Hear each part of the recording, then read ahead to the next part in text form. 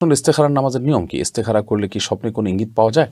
ইস্তেখারা মানে হলো কল্যাণ কামনা করা, অর্থাৎ কোনো একটা কাজ, দুনিয়াবি কাজ, ব্যবসা বাণিজ্য, বিবাহ শাদী আমার এখানে করা উচিত কি উচিত না, এ বিষয়ে আমি আল্লাহর কাছ থেকে কল্যাণ কামনা করলাম যে আল্লাহ যেখানে কল্যাণ হয় আপনি সেই ফয়সালা আমাকে করে দেন। এটা হওয়ার মাধ্যমে যদি আমার কল্যাণ হয় তাহলে আপনি সেটাই করেন, আর যদি না হওয়ার মাধ্যমে কল্যাণ হয় তাহলে আপনি আমাকে এই কাজ থেকে ফিরিয়ে রাখুন।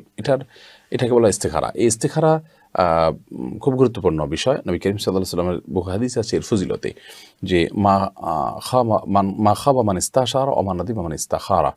যে ব্যক্তি কারোর সাথে পরামর্শ করে কোনো কাজ করলো সে ব্যক্তি সাধারণত ক্ষতিগ্রস্ত হয় না, এবং যে ব্যক্তি ইস্তেখারা করে কোনো কাজ করলো সে লজ্জিত হতে হয় না তাকে। তো যাই হোক, ইস্তেখারা করলে তার ক্ষতি হয় না, ক্ষতিগ্রস্ত হয় না। আর যদি কেউ পরামর্শ করে কাজ করে তাহলে সে লজ্জিত হয় না। বিধায় আমরা ইস্তেখারাও করব, আবার ইস্তেশারা অর্থাৎ পরামর্শ নিয়েও কাজ করব। বিজ্ঞ, প্রাজ্ঞ, এক্সপার্ট এ বিষয়ে তাদের সাথে পরামর্শ করে আমরা ডিসিশন নিব। আবার আল্লাহর রাব্বুল কাছে কল্যাণ কামনার জন্য দোয়া করতে থাকবো। এটা কন্টিনিউয়াস একটা প্রসেস। এটা নিয়মটা হলো, আপনি উজু করে 2 রাকাত সালাত আদায় করবেন, সুন্দর করে পবিত্র অবস্থায় 2 রাকাত সালাত আদায় করবেন খুব দৃঢ়তার সাথে, সুন্দরভাবে। এবং এই সালাতের পরে আল্লাহ তাআলার কাছে আপনি দোয়া করবেন। কি দোয়া?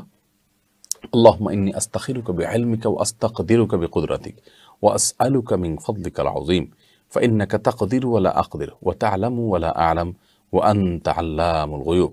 আল্লাহুম্মা ইন কুনতা তা'লামু আন্না হাযাল আমর আল্লাহুম্মা ইন কুনতা তা'লামু আন্না হাযাল আমর খায়রুল লি ফি দীনি ওয়া মা'আশি ওয়া আকিবাতি আমরি ফায়াসসিরহু লি ওয়া ইন কুনতা তা'লামু আন্না হাযাল আমর শাররুল লি ফি দীনি ওয়া মা'আশি ওয়া আকিবাতি আমরি ফাসরিফনি আনহু ওয়াসরিফহু আন্নি ওয়াকদুর লিয়াল খায়র হাইসু কান সুম্মা রাদ্দিনি বিহি। যার অর্থ হলো, হে আল্লাহ, আপনার কাছে আমি কল্যাণ কামনা করি, আপনার ইলম থেকে এবং আপনার কুদরত থেকে আমি সাহায্য কামনা করি।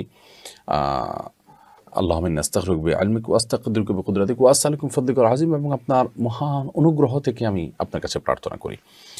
এরপরে বলা হয় আল্লাহুম্মা ইন কুনতা তা'লামু আন্না হাযাল আমর, আল্লাহ আপনি যদি মনে করেন যে আমার এই কাজটা আমার জন্য কল্যাণকর হবে তাহলে সেটা আমার জন্য সহজ করে দিন, আর যদি সেটা অকল্যাণ হয় তাহলে সেক্ষেত্রে সেখান থেকে আমাকে সরিয়ে দিন, আমার থেকে তাকে ওই কাজটাকে আপনি সরিয়ে দিন, এবং যেখানে কল্যাণ হয় সেখানে আপনি আমার জন্য ফয়সালা করুন এবং আমাকে সন্তুষ্ট করে দিন।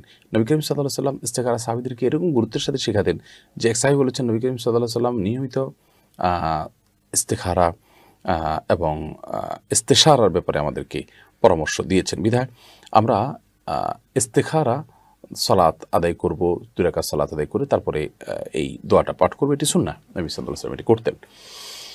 দুনিয়াবী বিষয় বিশেষ করে। শরীরের বিষয়ে কোনো ইস্তেখারা চলবে না। যেটাকে আল্লাহ তাআলা হালাল করেছেন কিংবা হারাম করেছেন সেটা আমি করব কি করব না, হারাম হলে সেটা করার ব্যাপারে কোনো আপনার কারোর সাথে পরামর্শ করার যৌক্তিকতা নেই, এবং সেটা নিয়ে ইস্তেখারা করার কিছু নেই। বিধায় ইস্তেখারা আমরা সাধারণ অবস্থাতেই করব। নবী করিম সাল্লাল্লাহু আলাইহি ওয়াসাল্লাম সাহাবীদেরকে ইস্তেখারা শিক্ষা দিতেন কোরআনের সূরা যেরকম শিক্ষা দিতেন সেভাবে। অতএব আমাদের গুরুত্বের সাথে ইস্তেখারা করা উচিত।